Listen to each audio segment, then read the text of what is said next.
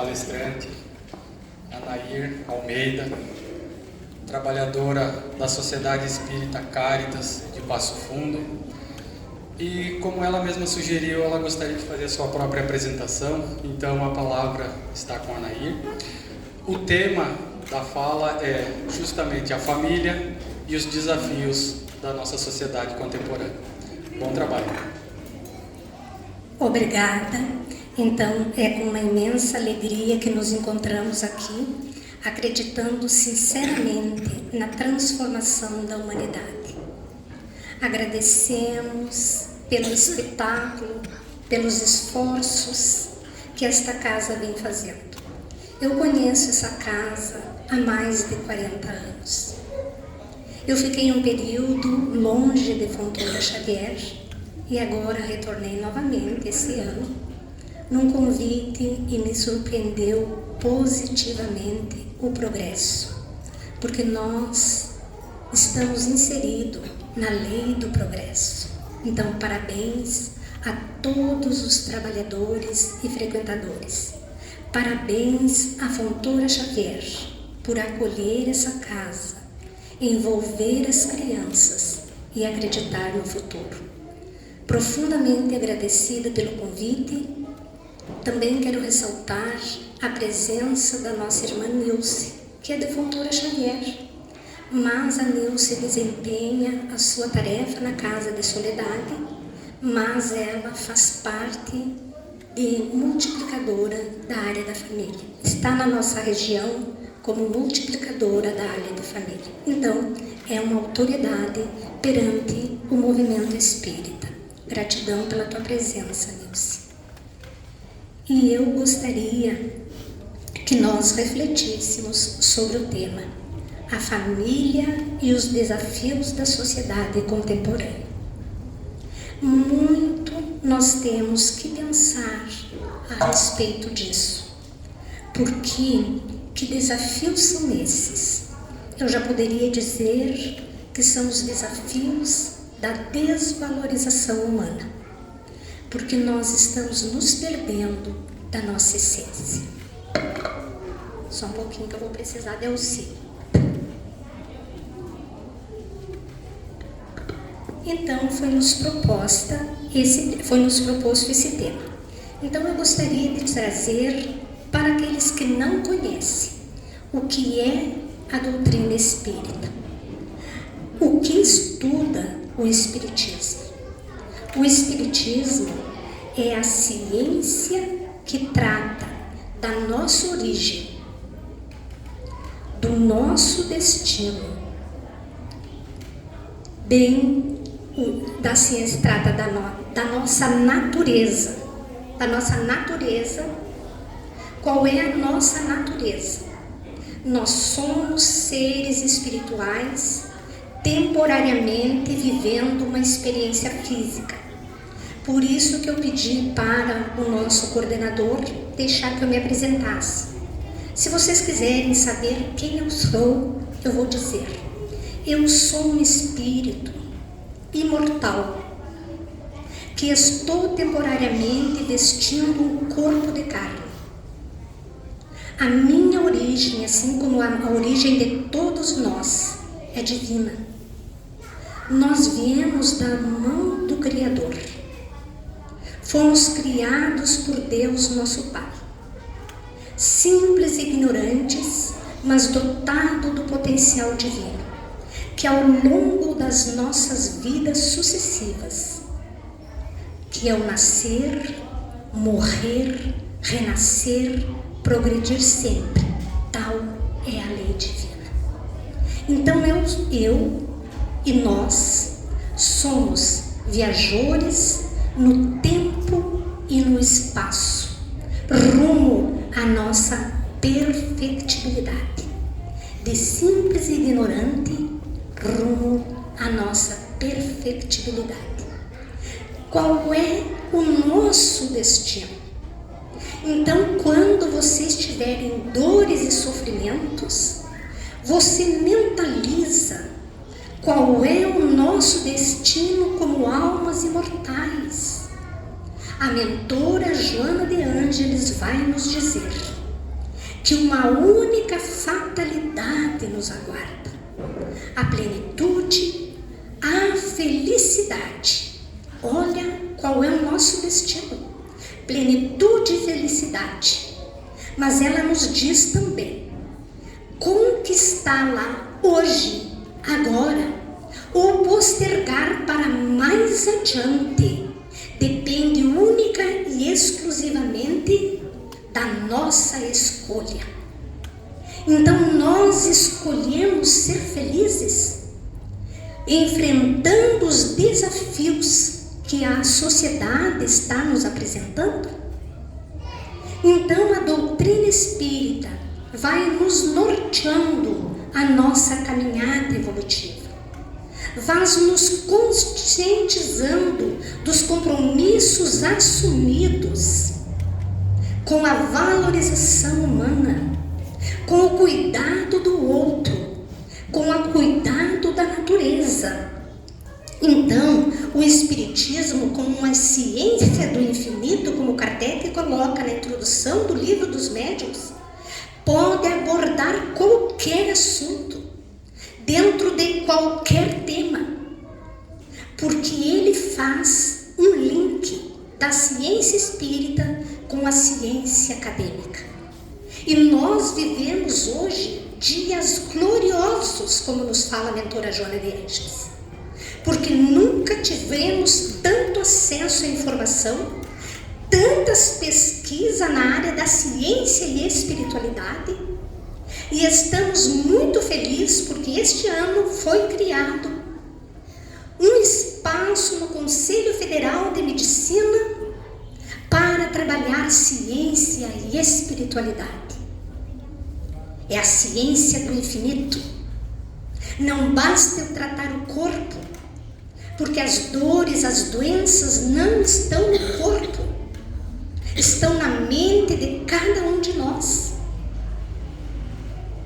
Então nós estamos aqui buscando o nosso progresso. Então quais são, para nós entendermos, quais são os princípios básicos da doutrina espírita? Porque graças a Deus nós não vivemos mais tempos de preconceitos que nos julgavam, que as nossas casas eram invadidas, violadas, que nós, quando tínhamos medo de nos apresentarmos como espíritas, hoje ser espírita já virou um status e nós temos que ter cuidado. Mas hoje nós podemos falar de peito aberto, porque nós assimilamos a grandeza dessa doutrina, porque o princípio básico da doutrina espírita é Deus. Deus Pai Criador. Inteligente, desconstruímos esse Deus antropomórfico, porque Jesus, nosso modelo e guia, nos apresentou um Deus Pai, um Deus amor, um Deus que abraça, um Deus que acolhe, que enxuga nossas lágrimas, que nos deu um anjo da guarda para nos acompanhar durante a nossa jornada terrena, para que nós pudéssemos ter a sustentabilidade emocional. Então, o princípio básico, Deus.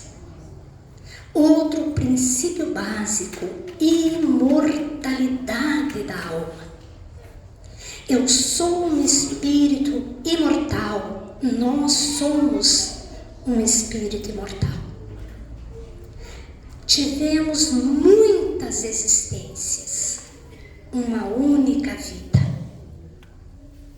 porque ao morrer, renascer, progredir sempre. Outro princípio básico é a comunicabilidade, as relações que existem entre o mundo físico e o mundo espiritual. E ainda tem aqueles que insistem em dizer, mas ninguém voltou para contar. é porque você não foi pesquisar. Porque muitos voltaram para contar.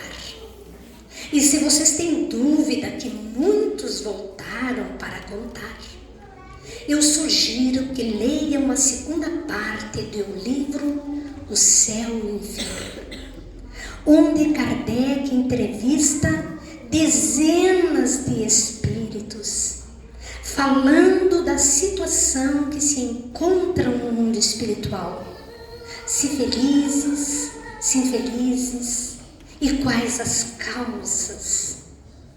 Então, sim, podemos abordar a família contemporânea nos dias de hoje, né? Outro princípio básico da doutrina espírita, que é a chave para que nós possamos entender, é a reencarnação. A reencarnação não é uma invenção da doutrina espírita, é uma das leis do universo, porque desde os povos milenares sempre souberam da reencarnação, só que nós não nos atemos a isso, né? E também, para compreendermos a doutrina espírita, a lei de causa e efeito, que é uma lei da física, porque a física, a lei da física, é uma das leis divinas, as leis que equilibram o universo. Então, a reencarnação, no entendimento da reencarnação, está as explicações, o porquê disto e o porquê daquilo que nós não vamos ter tempo de abordar. Mas então eu fui pesquisar quais são os desafios das famílias contemporâneas, a evolução dos papéis, uma análise da sociedade contemporânea, a importância da comunicação entre os membros da família na era digital. Como anda a comunicação da nossa família lá no interior do nosso lar, na era digital? Você chama o teu filho pelo WhatsApp para ele vir almoçar e ele está no quarto? É um desafio, não é verdade? Os desafios das famílias modernas, conciliando o trabalho e a vida pessoal. A gente achava que lá no início dos anos 60, que é da minha geração, a gente trabalhava muito, levantava às 5 da manhã e ia para a roça, voltava no entardecer. A gente achava que a gente trabalhava muito, mas a gente nem trabalhava. Hoje nós voltamos para casa e temos dezenas de compromissos online e vamos ficando com pouco tempo para os nossos relacionamentos. Desafios contemporâneos. O impacto das redes sociais nas relações familiares, aproximação ou distanciamento. As redes sociais aproximaram ou distanciaram? Tu me sinaliza quando faltar 15 minutos para mim parar de falar, porque eu falo demais. Quem me conhece sabe que eu falo demais, então me sinaliza. Encurtaram as distâncias ou nos distanciaram? Depende como eu uso as minhas redes sociais. Para mim, a tecnologia encurtou distâncias, porque minha filha, na atualidade, mora além do mar. E a gente faz chamada de vídeo. Então, dá a impressão que nós não estamos distantes. Mas dentro da nossa casa, nós falamos com os nossos filhos, maridos, companheiros, familiares, pelo WhatsApp. Às vezes estamos sentados na sala, vendo televisão, e um fica mandando mensagem para o outro. Jesus amado. Não, ou aqui, claro, Fontoura Xavier não acontece essas coisas, não é verdade? É lá fora, nos grandes centros, não se preocupe. Novos arranjos familiares. temos que encarar os novos arranjos familiares. Como estamos enfrentando esses arranjos meus e depois isso é tema para nós discutirmos, para trabalharmos mais adiante, porque faz parte da família, da área da família, né? Como lidar com os conflitos familiares e preservar laços afetivos saudáveis. Parece que o nosso filho dormiu de um jeito e acordou do outro. E nós desconhecemos aquele serzinho que nós geramos. E nós não sabemos como lidar com essa criaturinha. Pensamos até que ele é um ET que caiu de paraquedas na nossa casa. Claro que aqui em Fontoura Xavier também não acontecem essas coisas. Mas são coisas para nós refletirmos. O papel da tecnologia na formação dos fortalecimento dos vínculos familiares. Será que a tecnologia tem nos proporcionado esse fortalecimento? Eu às vezes fico em dúvida, porque 3, 4 vezes por semana eu atravesso Passo Fundo para ir na Sociedade Espírita que eu trabalho, que é no bairro São José, quem vai para o UPF. E eu vou escutando um programa no rádio, que é um programa de entretenimento, é banalidades, porque a gente tem que relaxar a cabeça. Mas ele faz alguns questionamentos que têm umas reflexões profundas. E aí eu andando e a discussão, quem é família para você? Então muitos ainda disseram, minha família, minha avó, minha mãe, meus pais, meus primos. Raríssimos. Mas o que me chamou a atenção e me deixou abalada e chocada, porque eu sou uma família de 9 irmãos. Então é gregário, é gente. Ela disse, família para mim sou eu e o meu marido. Eu disse, meu Deus, será que ela não tem mãe, não tem pai, não tem tio, não tem primos? Vocês vejam a mentalidade de hoje. Família para mim é eu e o meu marido. Será que um dia ela não vai precisar de um suporte? De um ombro amigo? São os desafios que nós estamos vivendo. Como lidar com os conflitos familiares de maneira construtiva? Sentamos, conversamos, dialogamos. Por quê, meus amigos? Porque nós saímos de uma era muito rígida, porque eu sou de uma era rígida. Passamos para uma era permissiva. A criança é o rei da casa.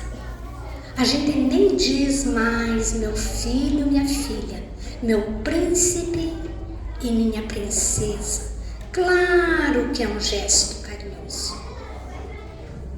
Claro, mas como nós sabemos que ali naquele corpinho que faz com que nós nos apaixonamos.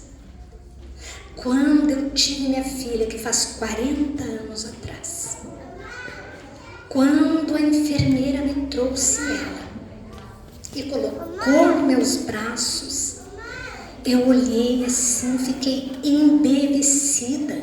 Como é que eu podia ter gerado aquela coisa mais linda do mundo? Porque para a mãe, o filho é a coisa mais famosa do mundo. E aí eu disse uma frase e o meu companheiro, que já está no mundo espiritual, me corrigiu. Eu disse, meu Deus do céu, não posso mais morrer. E o meu companheiro lúcido, espírita há muitos anos, racional, foi muito duro comigo. Quanta ilusão. Milhares de mães desencarnam e as crianças sobrevivem. Fiquei 30 anos para perdoá-lo. Agora já tive uma conversa com ele, assim, de mente a mente, não é mediúnica. Que eu entendo que ele tinha razão. Então são reflexões que nós precisamos fazer, que a doutrina nos embasa sobre isso.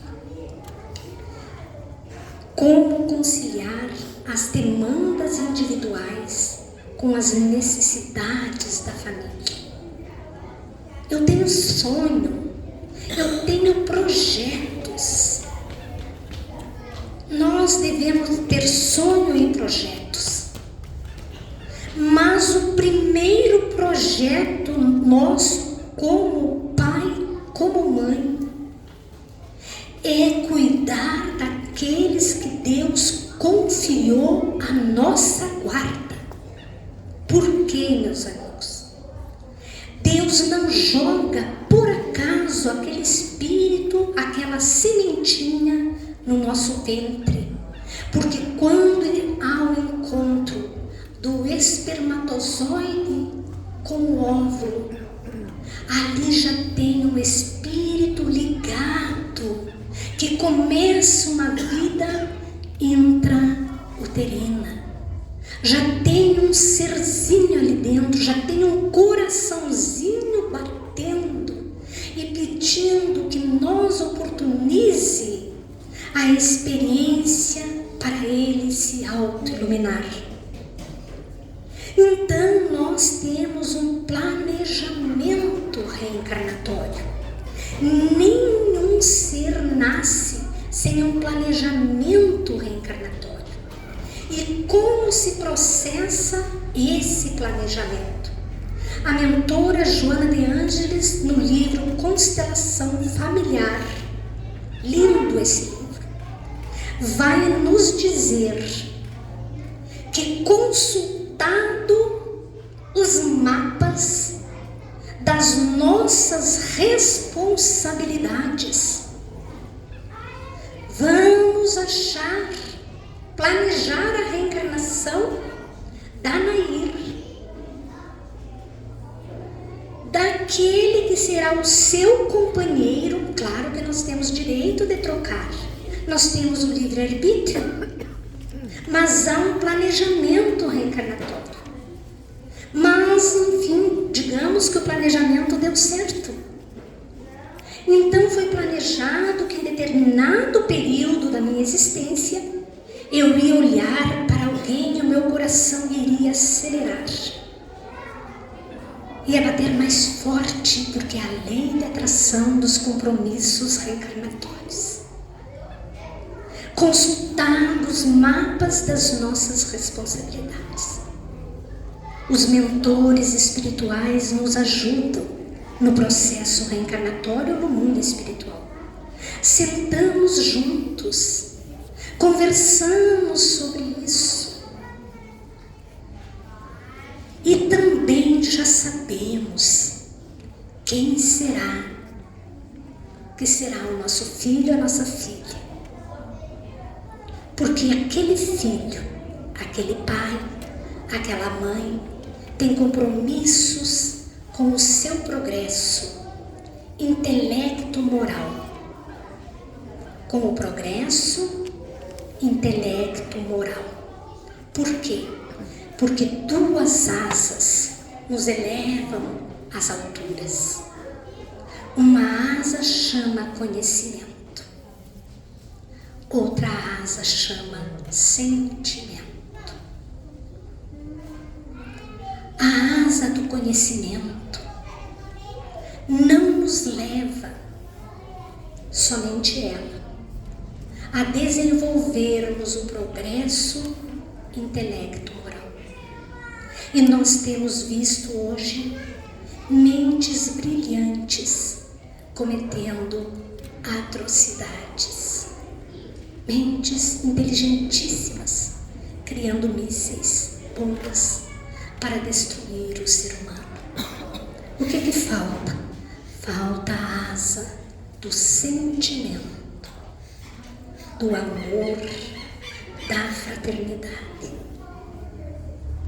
Então esse é o objetivo de nós nos reunirmos no núcleo familiar para juntos núcleo familiar, no nosso progresso, na nossa harmonia. A família é uma instituição divina, onde nós vamos nos burilar, onde nós vamos testar as nossas experiências, e jamais devemos entrar no campeonato da violência ou da destruição, como nós temos visto nos dias atuais. Então, como cuidar com a saúde mental, como o cuidado com a saúde mental afeta as relações familiares? Cada frase dessa daria um seminário na área da família. Cada frase, né? Mas então vamos trazer o Evangelho.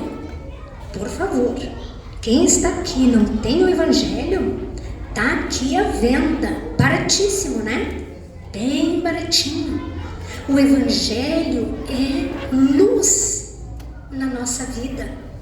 Porque quando nós estamos tristes, desesperadas, e não sabemos que atitude tomar, nós entramos no silêncio, abrimos o Evangelho ao acaso, e brilha uma frase iluminada, e nós botamos uma frase iluminada na nossa mente, e vamos trabalhando aquela frase para o equilíbrio emocional e espiritual que nós precisamos para tomarmos as nossas decisões.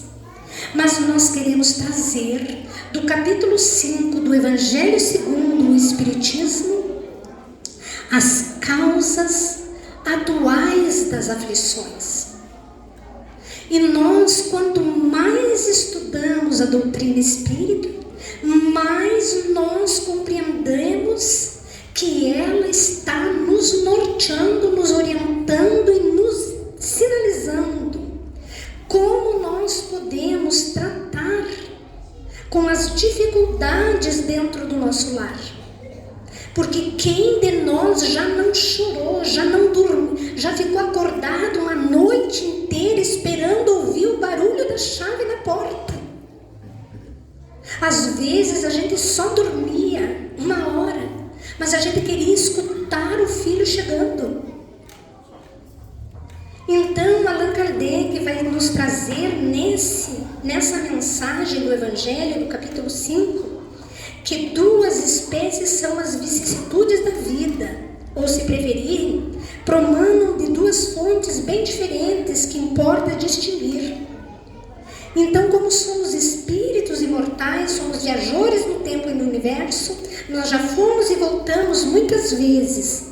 Uma das causas está na vida presente pelas escolhas que nós fizemos. Então nós ficamos perguntando: meu Deus, o que eu fiz? Eu tirei pedra na cruz para estar vivendo esse momento. Não, foram as nossas escolhas nesta existência. Outras fora desta vida, que daí trazemos os compromissos reencarnatórios. E ele continua dizendo: remontando-se à origem dos males terrestres, reconhecerá que muitas são as consequências naturais do caráter e do proceder dos que o suportam. Então são escolhas naturais de como nós nos portamos diante da vida, diante dos desafios que a vida nos apresenta. Quando homens caem por sua própria responsabilidade, quantos são vítimas da sua imprevidência, do seu orgulho e da sua ambição? Quantos são vítimas da sua imprevidência, do seu orgulho e da sua ambição? Temos visto filhos matando pais para ficar com a herança. Temos ou não temos visto isso? Temos visto isso. São desafios da família nesse momento que nós estamos vivendo.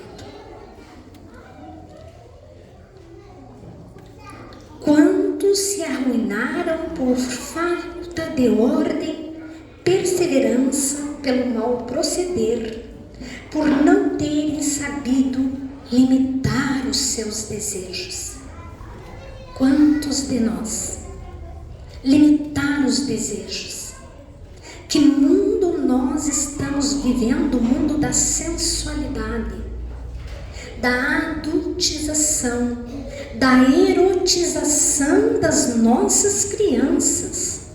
Se você vai numa escola infantil, você vai ver menininhas chegando na escolinha com shortinho super curto, com mini blusinha e com a boca bem vermelha.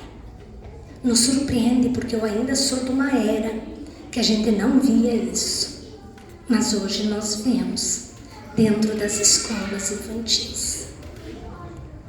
Nós estamos adultizando.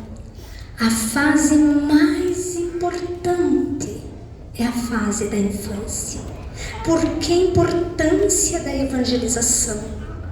Porque nós acordamos na intimidade daquele espírito que está no corpo infantil, mas que é um espírito velho, os compromissos assumidos antes de chegar. E Santo Agostinho vai nos trazer uma mensagem, que é um tratado de educação no Evangelho, no capítulo 14, no item 9. Ingratidão dos filhos e laços de família.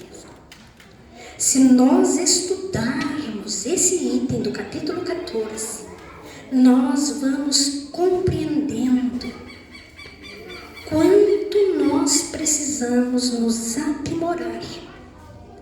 Porque também ele nos diz lá, Santo Agostinho, que Deus perguntará a cada pai e a cada mãe: que fizeste do filho confiado à tua guarda? E ele vai nos dizer, pais e mães queridos, e esse é o capítulo da minha vida, porque não por acaso eu tive uma filha, só uma, porque meu marido desencarnou muito cedo, mas que me deu um trabalho. Quantas vezes li, estudei esse capítulo chorando, aguardando que as coisas mudassem. Nunca deixei de investir, nunca deixei de dizer que era capaz de mudar, nunca deixei de acreditar na transformação. E aí Santo Agostinho nos diz que nós, pais e mães, devemos agir como jardineiro cuidadoso, que cuida a sua plantinha desde os primeiros brotinhos e que vai retirando do seu redor as ervas daninhas, para que as ervas daninhas não sufoquem o crescimento daquela plantinha. Capítulo 14, item 9, ingratidão dos filhos e laços de famílias, está no Evangelho. Então, nós vamos vendo quantas uniões desgraçadas, porque daí resultam de um cálculo de interesse e de vaidade, nos quais o coração não tomou parte alguma. Quantas ilusões na nossa vida, quantos erros nós cometemos, fazendo escolhas impensadas, pensando só no hoje, no aqui e agora. Quantas doenças e enfermidades decorrem das intemperanças e dos excessos de todo gênero. Quantos são infelizes com seus filhos, porque não lhes combateram desde o princípio as más tendências. É o jardineiro que vai percebendo por quê, meus amigos. Quando nós temos a visão da imortalidade da alma, a visão da volta do espírito, nós já começamos a analisar a criança que chega no nosso lar, vendo como ela se comporta. Tem muitos pais, mães, avós, quem já teve mais do que um sabe, que tem um que chora. A minha chorou 6 meses. Eu achei que eu ia enlouquecer. Chorava 3 horas, 2 horas, dormia 15 minutos na exaustão. Quais as razões dessas questões, desse choro? Reviramos, pagamos médicos, tudo o que era possível. O que a incomodava? O que fazia rejeitar o peito? É um espírito que está chegando. Hoje eu entendo. Hoje, conhecendo, a gente entende. Tem outros que são dóceis, que só choram se estão molhados ou com fome, né? Graças a Deus, que tem um refresco. Esses vêm de paz, de bem com a vida. Estão numa família que gosta. Agora você imagine que nós conhecemos a imortalidade, o retorno. O espírito que está ali no corpinho infantil, ele ainda guarda algumas memórias. Daí ele vai mamar no peito da mãe e vai olhar para a mãe e não vai enxergar a mãe desta encarnação. Vai enxergar, quem sabe, alguém que maltratou muito em outras encarnações. E se nós tivermos o conhecimento da doutrina espírita, nós vamos fazer um esforço para nos reconciliarmos. Isso é lindo, isso é maravilhoso, porque nós reencarnamos para nos reconciliarmos entre pais e filhos, entre irmãos, entre companheiros de jornadas. Então nós vamos aprendendo com isso, meus amigos. A doutrina espírita é o Consolador prometido por Jesus. Por que é o Consolador? Porque ele nos abraça. Quase, Leandro? Quase. Tá, estamos encaminhando. Ele nos abraça, ele nos acolhe. Mas Kardec tem um livro magnífico chamado, não é Kardec, são um compilado dos escritos de Allan Kardec. Chama-se Obras Póstumas, que eu convido quem tem revisitar e ler o capítulo da regeneração da humanidade. E ele vai nos falar desta era. Então Kardec vai nos dizer em Obras Póstumas, nesse capítulo, a época atual é da transição. Os elementos de 2 gerações se confundem, colocando no nosso intermédio assistir a partida de uma e a chegada de outra. E a cada uma já assinala no mundo pelos caracteres que são próprios. As 2 gerações se sucedem uma a outra, têm ideias e modos de ver inteiramente diferentes. E nós estamos vendo crianças que são espíritos, estão num corpinho infantil, mas são espíritos milenares, com uma tendência à violência, com uma tendência à erotização. Porque eu vejo que um grande desafio da família contemporânea hoje são as músicas, gente. Eu não me permito, eu mudo a estação, porque eu dirijo bastante e sempre estou com o rádio ligado, que é um companheiro, né? Não dá para você conceber. As criações e as crianças sabem de cor. nós vamos vendo as tendências que traz, não para acusá-las, não para criticá-las, não para bater, mas para acolher e falar sempre que aquela criança que dança e rebola ali, que acha o máximo em nós aplaudimos nos almoços de família, é alguém que retorna para vencer esse lado e dizer incansavelmente para a nossa criança que ela é muito amada, que ela é um filho, uma filha de Deus, nosso Pai, que ela renasceu para fazer com que brilhe a sua luz.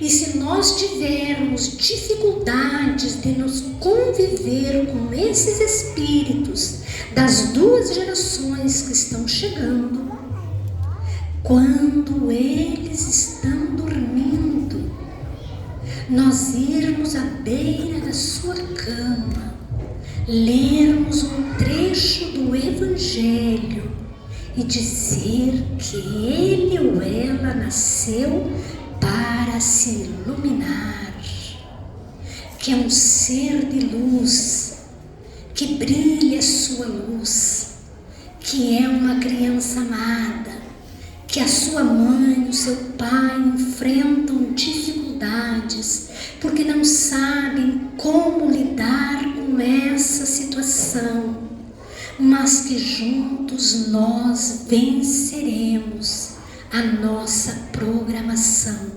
reencarnatória. É Jesus sendo trazido de volta para dentro do nosso lar, assim como nós vemos espíritos iluminados nascendo, preocupados em cuidar da natureza, em cuidar dos animais, em cuidar do próximo. Tem crianças na escolinha infantil que, quando vem uma criança com necessidades especiais, se torna cuidadora, acalma quando a criança entra em crise, abraça, dá afeto.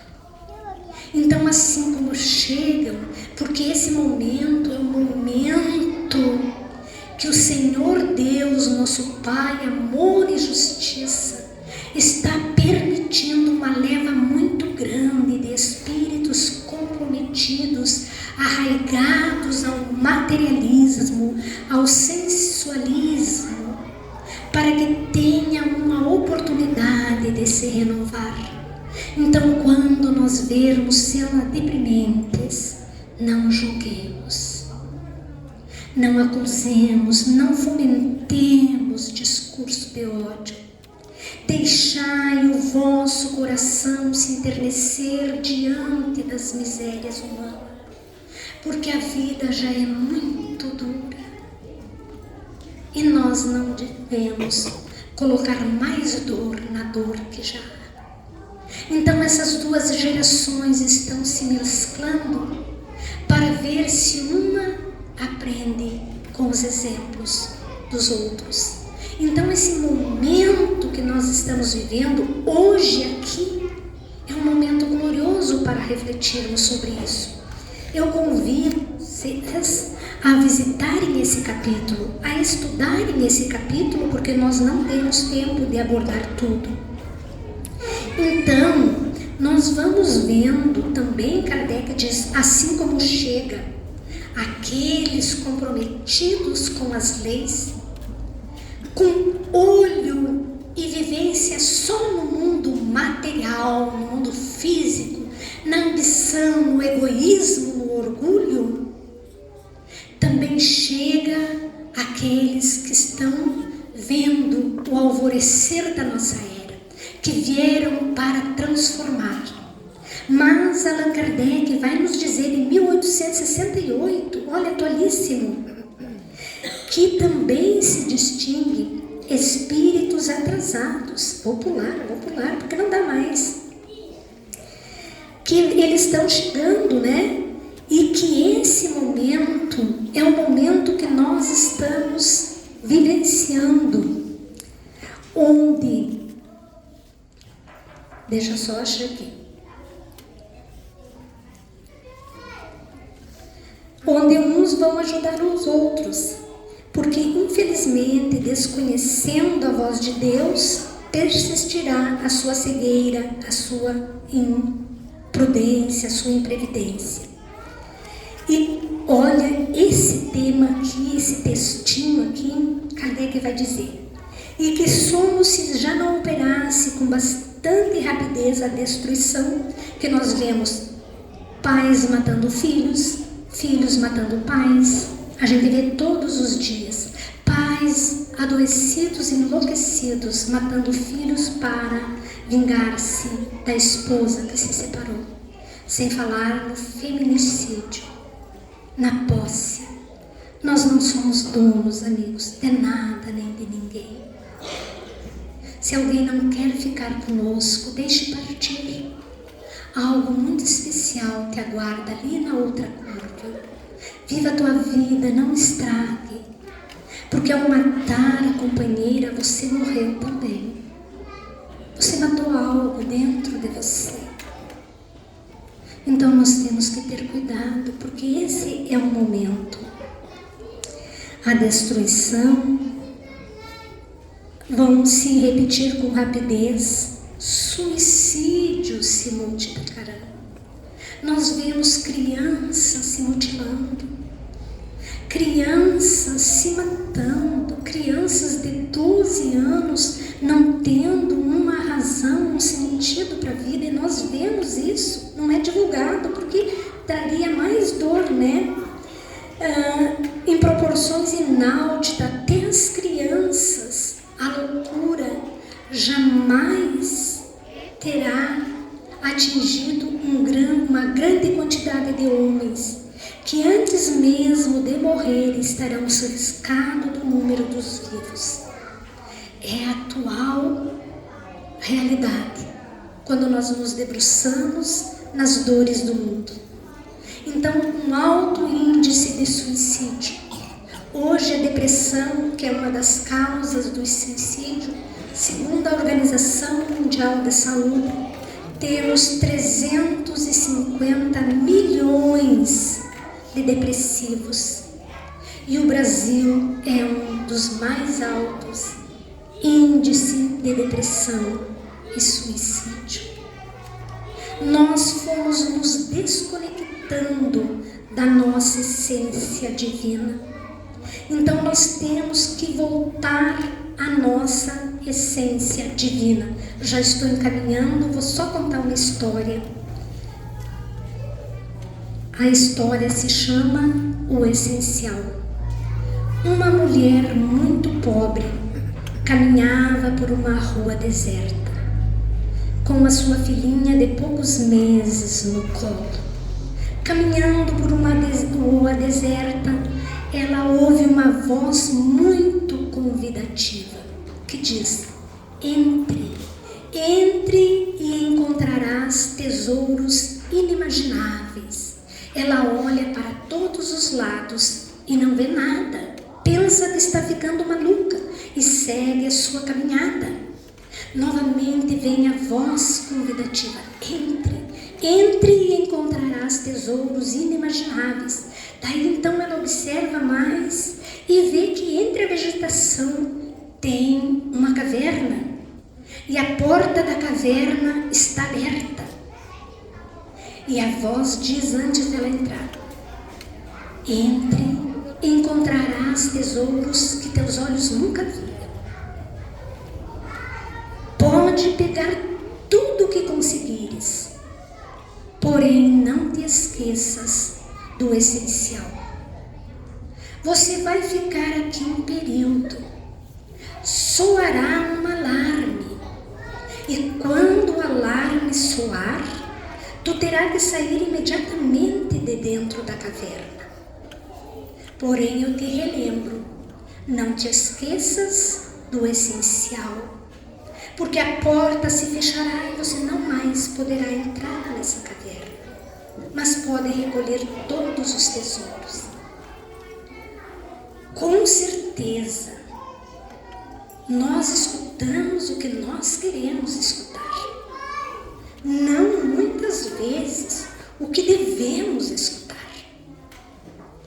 Ela ficou encantada porque, como ela era muito pobre, ela viu dentro da caverna baús de pedras preciosas como as de Soledade, de tesouros que seus olhos nunca tinham visto, baú de joias, todo com riqueza. Ela ficou encantada e ela começou a carregar os bolsos, colocou nos bolsos, colocou pulseiras, anéis, brincos, colares, tudo que ela conseguiu, encheu seus bolsos, encheu seus bolsos, tudo cheio de joia. E aí, era pouco ainda para pegar todas aquelas riquezas de dentro da caverna. Então, ela lembrou que ela tinha um avental, e ela larga o seu bebê de poucos meses no chão, dobra o seu avental, enche o seu avental de riquezas. Estava poderosa, tinha resolvido todas as suas questões financeiras, ia ficar rica, milionária, muito feliz, cheia de riquezas. Soou o sinal e no automatismo ela correu para fora. Correu para fora, a porta da caverna se fechou e ela olhou para os seus braços. O que ocorreu, amigos? O que ocorreu? Ela esqueceu do essencial. E aí ela se deu conta que toda aquela riqueza, todas aquelas joias não preencheria o vazio da sua alma. O que é essencial para nós, amigos? O que é essencial para nós, senão nossa família, nossos filhos? Nós devemos nos esforçar para torná-los homens e mulheres de bem, com valores éticos, morais, porque nós estamos com medo da extinção do planeta. Segundo a espiritualidade, o planeta não vai se extinguir, fiquem tranquilos, Deus está no comando. O turbilhão que está fora na natureza não é o que compromete. O que compromete é o turbilhão que nós não conseguimos acalmar dentro de nós. Os tsunamis estão ocorrendo aqui dentro. 50% da humanidade não consegue dormir sem medicamento. Graças a Deus que existem os medicamentos, porque a ciência são os braços de Deus. Mas o turbilhão, os tsunamis, os vendavais, está dentro de nós. Por isso a proposta de Jesus: vinde a mim todos vós que estáis cansados e sobrecarregados, e eu vos aliviarei. Mas voltando à caverna, vamos pegar a metáfora da caverna. O que é a caverna? A caverna é o nosso planeta Terra, onde nós renascemos. O que são as riquezas que se encontram nesta caverna? Aonde nós vamos nos enriquecer? É nos nossos relacionamentos, vivendo uma sociedade como um ser humanizado. Porque nós somos seres humanos, mas muitas vezes não nos humanizamos. Então as riquezas desta encarnação estão nos relacionamentos, nas experiências, nas trocas, onde nós vamos crescendo. E o que é o essencial? O essencial é o ser humano. é nós nos abraçarmos, nos acolhermos, nos perdoarmos, nos reconciliarmos. E agora sim. Então, as mãos de Jesus guiarão nossas mãos. E quando a tormenta estiver rugindo por fora, acendamos a flama da prece e ouviremos o Senhor de nossas vidas. Calma e segurança, paciência e fé viva. Estejamos nas mãos de Jesus, tanto quanto Jesus está conosco. Muito obrigado pela atenção, muito obrigada pelo convite e devolvo a organização.